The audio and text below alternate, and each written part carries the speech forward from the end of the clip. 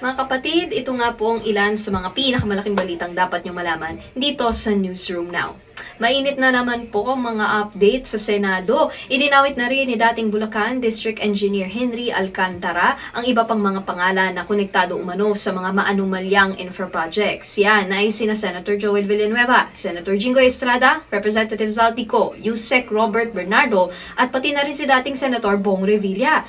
Samantala, isusukon din daw ngayong araw ni dating DPWH Bulacan District Engineer Bryce Hernandez ang kanyang daw computer o laptop sa ICI na naglalaman daw ng mga ebidensya na susuporta sa kanyang mga naunang alegasyon. Pero ayaw itong isuko ni Hernandez sa Senate Blue Ribbon Committee. At dahil nga dyan, binawi na ng komite ang ibinigay nitong legislative immunity sa kanya. Pati na rin yung recommendation nila sa Witness Protection Program.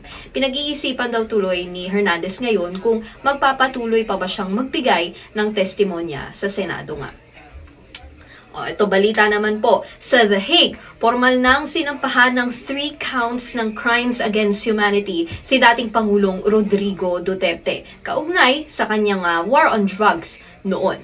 So sa dokumento na inilabas nga ng ICC, ang unang count ay ang murder ng 19 victims noong si Duterte ay mayor pa ng Davao City. Ang ikalawa ay ang murder ng 14 na tinaguri ang high-value targets noong unang bahagi ng kanyang presidential term. At ang ikatlo ay ang murder at attempted murder umano ng 45 katao sa barangay clearance operations mula 2016 hanggang 2018.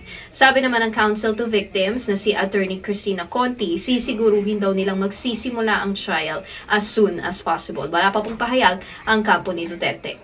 Sa ulat panahon naman po, mga kapatid, nakalabas na ng PAR ang super bagyong Nando. Pero dahil nga sa laki nito, may nakataas pa ring wind signals at may nananatili pa rin pong pag-ulan dito sa northwestern part ng Luzon.